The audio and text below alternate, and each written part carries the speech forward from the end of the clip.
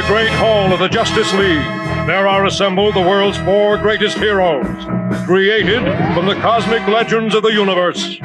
Superman, Wonder Woman, Batman. I'm Dr. Jeff Kaplan, and for over 30 years I've traveled the globe from Dubai to Moscow and Johannesburg, from Singapore to Shanghai and Istanbul. I've studied the world's best businesses and the people that run them. But something is very different now. From the boardroom to the break room, there's a growing realization that our relationship with work is broken. But it's not too late. You still have a choice. Hold on to the past and struggle to survive, or join the willing, change, and thrive in the world of tomorrow that's already arrived.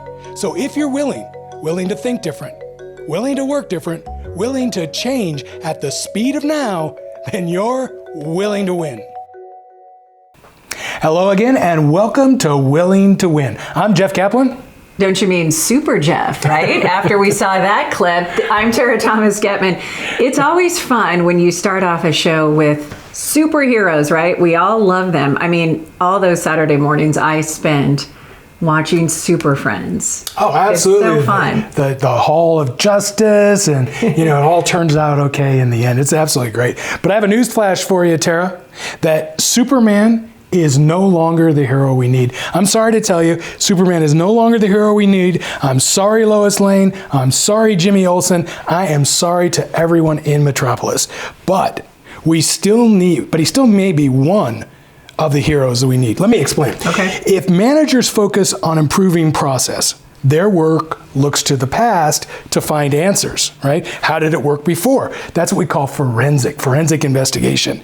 It's looking backward.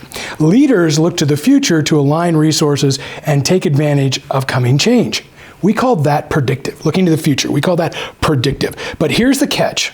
Tomorrow hasn't happened yet. And no matter how good we are at aligning for the future and predicting it, we're never going to be absolutely sure what tomorrow will bring. Sure. So the question is, how do we plan for that? Let's put a pin in that little riddle for a second, and I want you to meet somebody, okay? I want you to meet somebody named Ugar, and I want you to meet his wife, Oslind. Ugar and Oslind, they're amazing people. Now, Ugar is the son of a Ford assembly line worker, and his wife was the daughter of a physician, and her only dream in life was to become a nun. Pretty interesting, folks.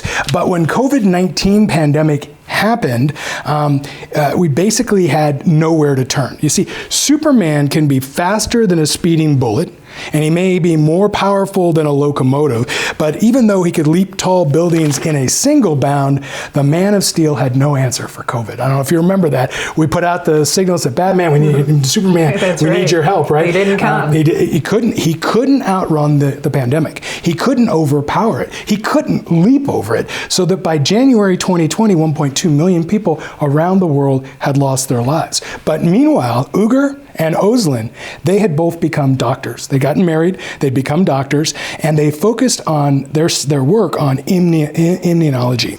I read an article, he was reading an article in January 2020, and that's when he learned that this pandemic was coming, and there was a possibility that it could be, a really serious thing globally. Nobody knew then. So he had an idea, and he shared it with a friend, Albert Bourya, and they bonded instantly and decided to collaborate on finding a cure for the pandemic.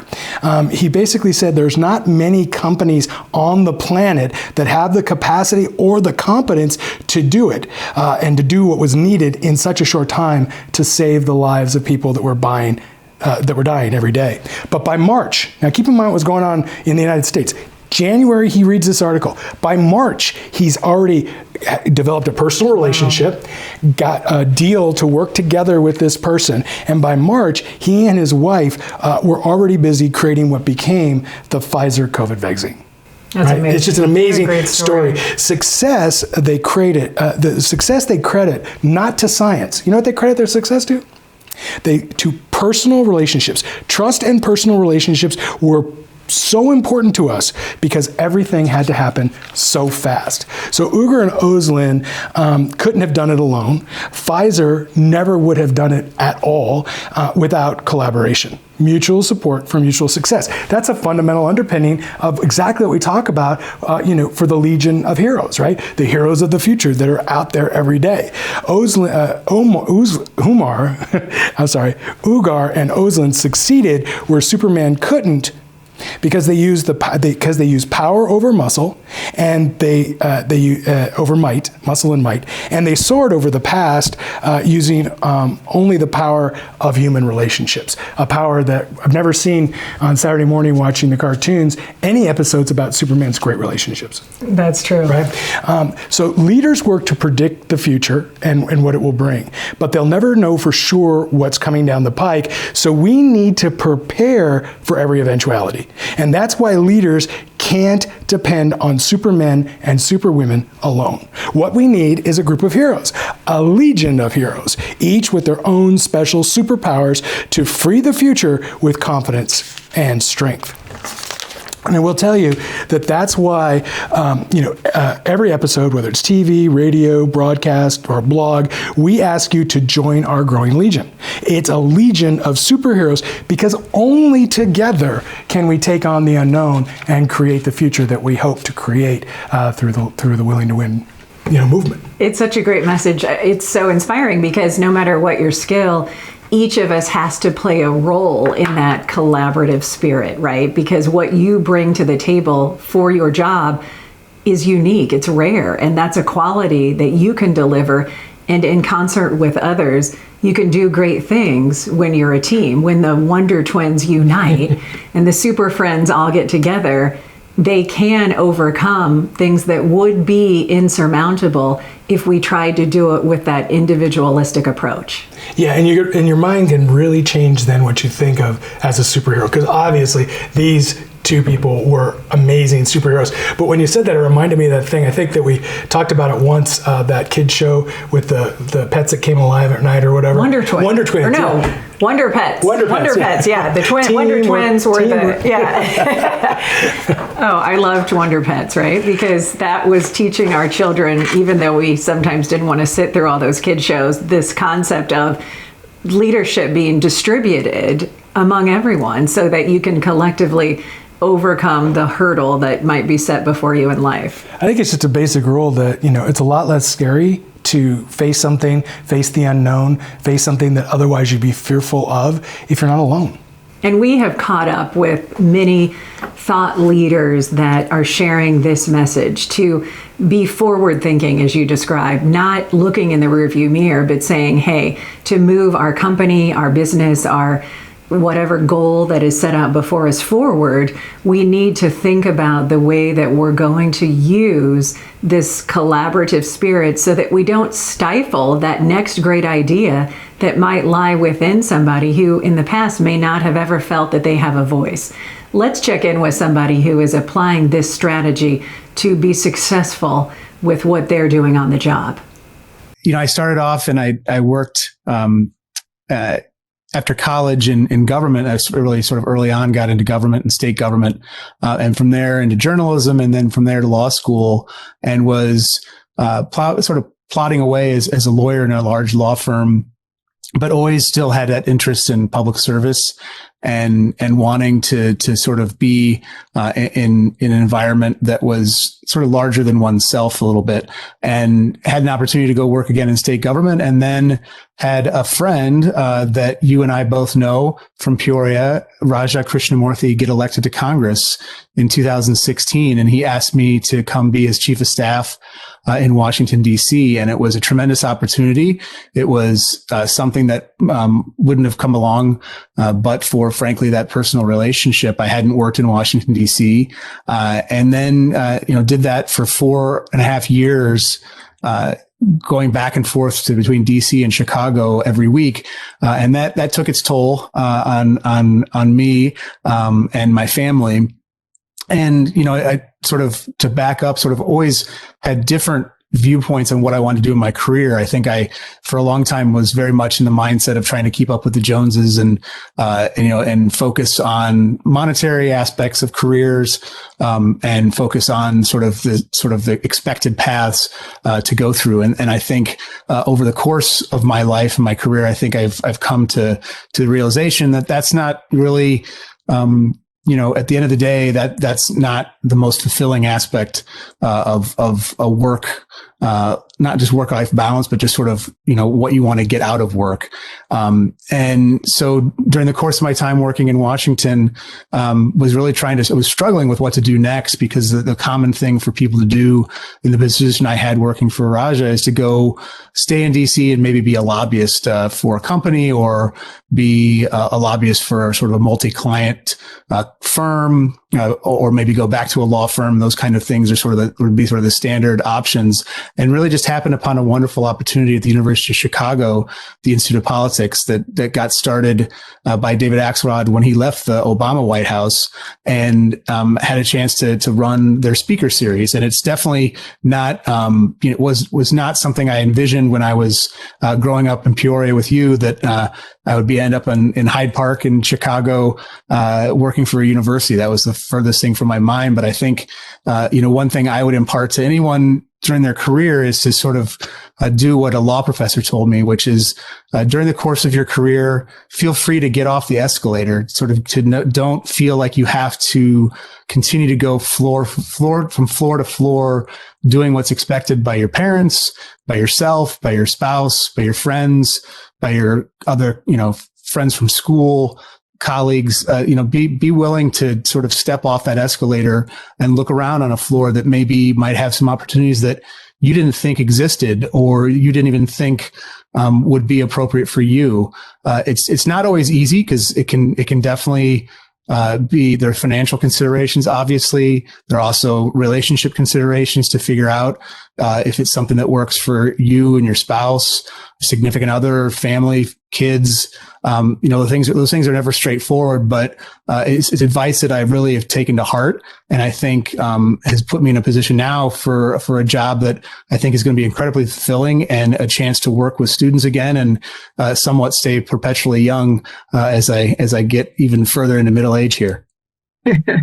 That's so great. And what wonderful advice. But the most unique thing is that you took that advice, because so many people, I think, especially as we are middle-aged and older, have felt fearful of taking those career risks, because we saw our parents oftentimes stay in the same position or with the same company for decades. And we know, I think the statistic now is the college graduates of today will have as many as 10 different jobs, if not more, in their adult working lifetimes, which is an incredible contrast to many of our peers and those who came before us. So what was it about you how did you have the courage to say, I'm going to walk away from, as you said, that next floor in the elevator, which would have been a cush lobbyist position, for example? So what was it about you that you had the ability to sort of overcome that fear and step outside of those expected checks that you were, going through your life, potentially marking off?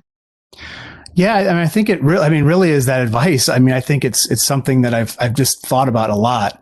And I think, also too, I think, it's a little bit of seeing your parents age and see their, my father died a couple of years ago, and seeing him towards the end of his life. And he was an incredibly hard worker. He worked hard in a job that wasn't really that fulfilling to him, but provided a lot of opportunities to us as a family. And I'm very, very grateful for that. But I think professionally, maybe he wasn't as fulfilled as he could have been. And that makes me sad, because I think, life is so fleeting. All the cliches that we know are true. They're cliches a lot of times because they're very, very true. And, I think it's really important to sort of take a risk on yourself, and not feel that you're locked in forever in any particular position, provided that you can, take care of everything you need to, financially, et cetera, that you can provide for your family, and you can have shelter and food and all the basics. But I think, for me, one thing, and I tell this to people when they're interviewing for jobs, is when you're interviewing, I feel like you need to you're not just presenting yourself as a candidate, but you also need to be interviewing the company or the firm that you're looking to go to really sort of do your own diligence and try to find, probe and try to get as much information out of the people that you're meeting with nowadays via Zoom very frequently or virtual, to get a sense of what is it like to work there. And, beyond just the fact of getting a job, is there really a fit with your values and what you want to achieve in your career? I love that. That's so true. And speaking from you sharing your personal connection, we talk about how you're one relationship or one acquaintance away from fulfilling your dreams or reaching that next goal in life. And in your case, you had a childhood friend. Who would have predicted that he would rise to a congressional position, and that ultimately led to an unexpected twist in your career. How can one leverage those personal relationships? When you hear the thought of networking, sometimes it's like a dirty word, especially to young people, because it sounds inauthentic, like you're forcing a relationship or kissing up to the right person. How can you sincerely leverage those connections and essentially network your way to that next opportunity? I think, Tara, you were a very accomplished reporter, and I dabbled in journalism a little bit. I think I like to view networking a little bit like being on the beat as a reporter. You're trying to get the story of someone else's career to sort of help you understand if that's going to be, something that maybe you could see yourself doing. And I think, the resources that certainly people coming out of college these days compared to when we were coming out of college are tremendous, just with, LinkedIn, et cetera, all these networks, social networks that allow you to look at someone anywhere in the world, not just in this country, and figure out, okay, am I 2 or 3 degrees away from this person, and figure out how to get to them, and then reaching out to them with a message saying, hey, could we meet for a virtual, networking interview for 15 minutes or even 10 minutes. And those are things that, I think people should not be bashful about. It's sort of it's all the difficulties of getting outside your comfort zone.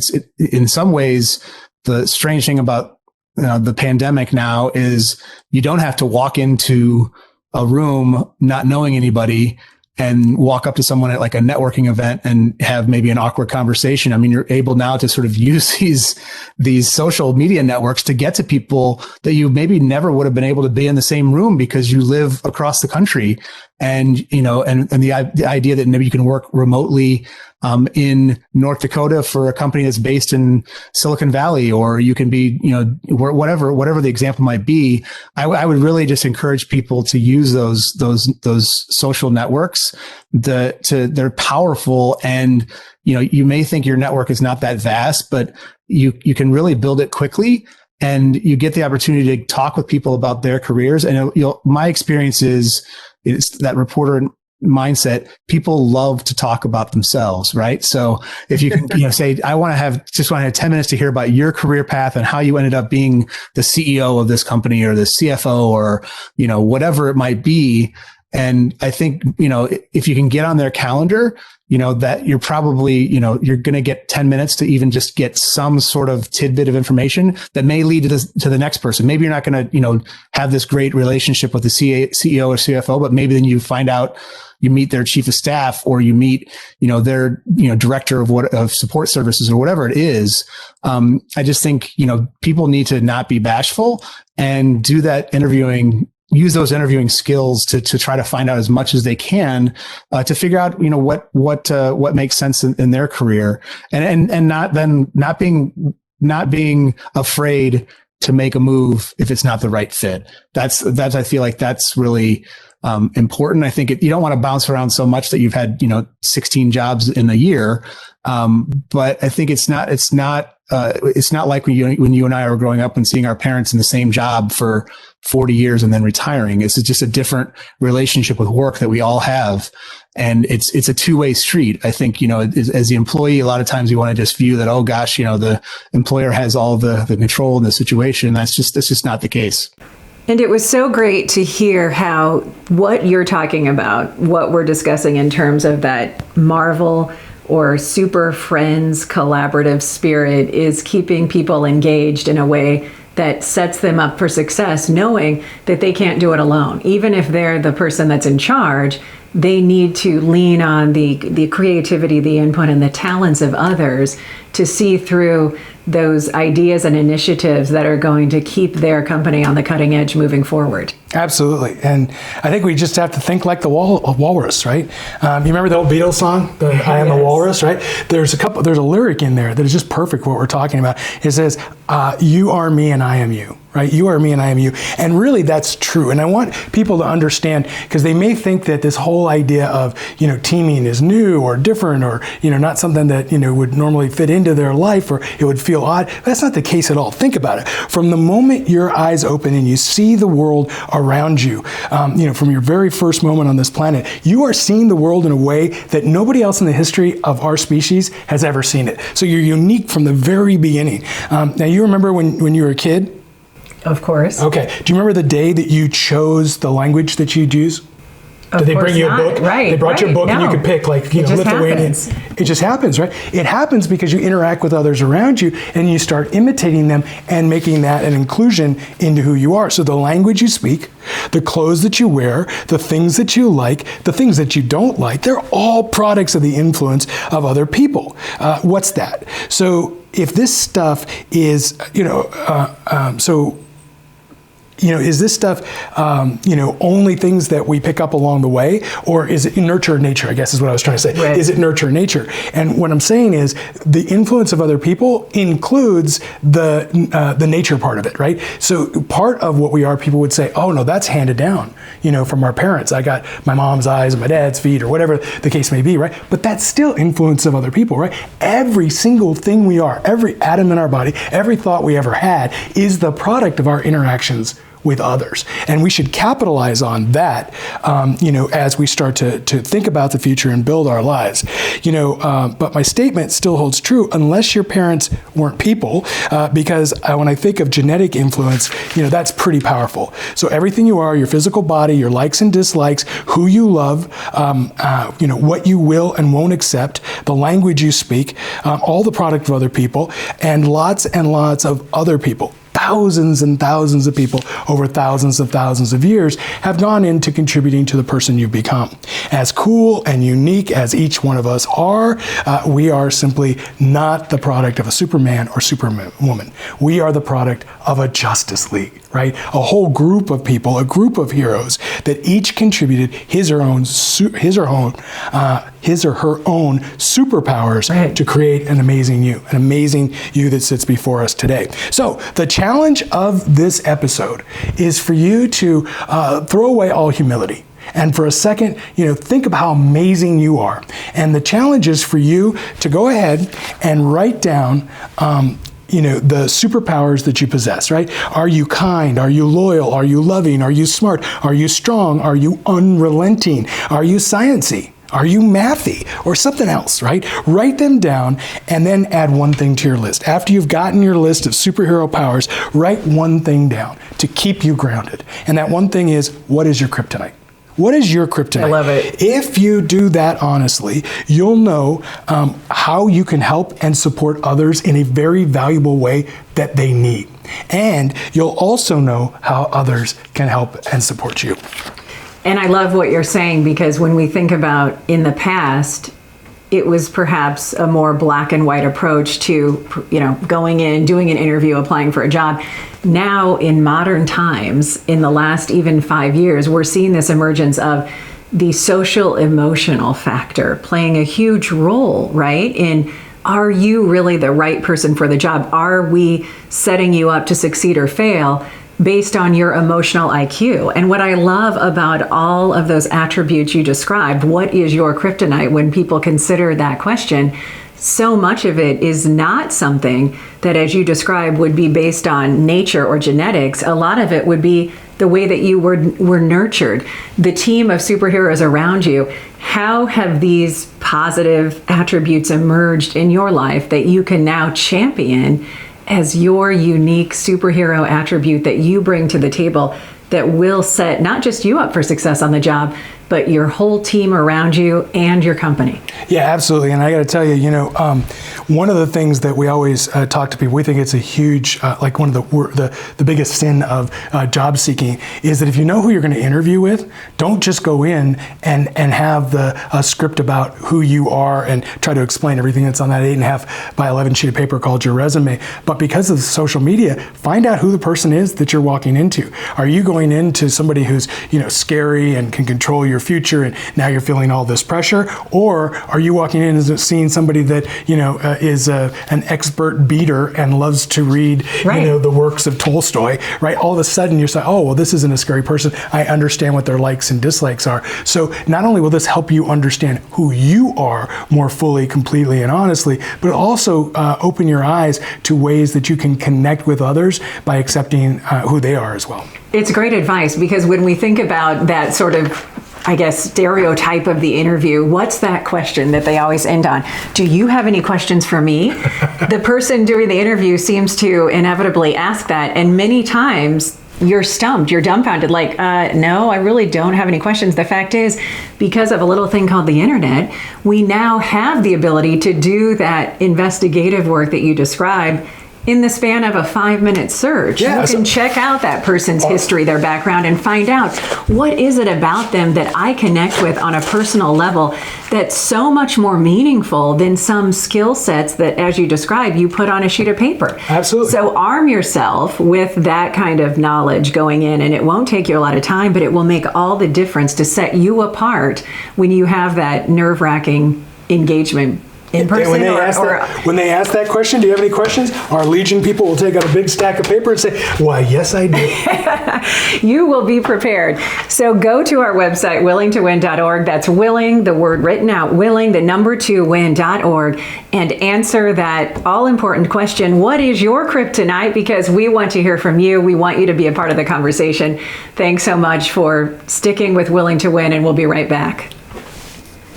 Lift Innovate is one of the fastest growing companies in America. The technology consulting firm has a reputation for being a leader in customer success and research. For the second year in a row, Lift has landed on the prestigious Inc. 5000 list of America's fastest growing private companies in its latest ranking. Lift's mission is to bridge the gap between the world's best technologies and the people that use them, striving to change the way our partners view work, one innovative idea, service, and solution at a time. To learn more, go to our website, liftinnovate.com, or call this toll-free number, 1-844-543-8877. Again, that's Lift Innovate at 1-844-543-8877. And speaking of the Legion, we have more Legion members who are brave enough to tell us their thoughts. Let's check in with one lady who answered a question we asked a while back. What needs to change about work? And let's check out what she has to say. How do you change work in education? 1, have core alignment from the state to all schools, the same information, the same language. That will help make better decisions for all schools. Explain why. Why are we doing this? And not just telling. Trust. Being able to trust those decisions is knowing that we are doing the best that we can, but also in the best interest of all schools, all students. Respect. Being respected is huge when it comes to work. If you're not respected, you will not stay. Growth mindset. Encouraging the love of what you do will become not work at all. And now's your chance to answer a question, share your video, or if you don't feel comfortable, you can text us, email us your answer by going to the website. And we would love to hear from you, in this case, answering that. What is your kryptonite? It's a fun question to consider, right? Because we all love superheroes. Yeah, don't be shy, because, we are getting an amazing response, and we'd like to include your voice in that response. So absolutely, it's been a great show. And Tara, I just want to ask you one question. What's your kryptonite? And we'll be, we'll talk up there. All right. We'll see you soon. Willing to Win is produced by Lift Productions. Guests on the program are not compensated, nor is their appearance representative of the Willing to Win views. Willing to Win does not necessarily endorse any people, products, or services.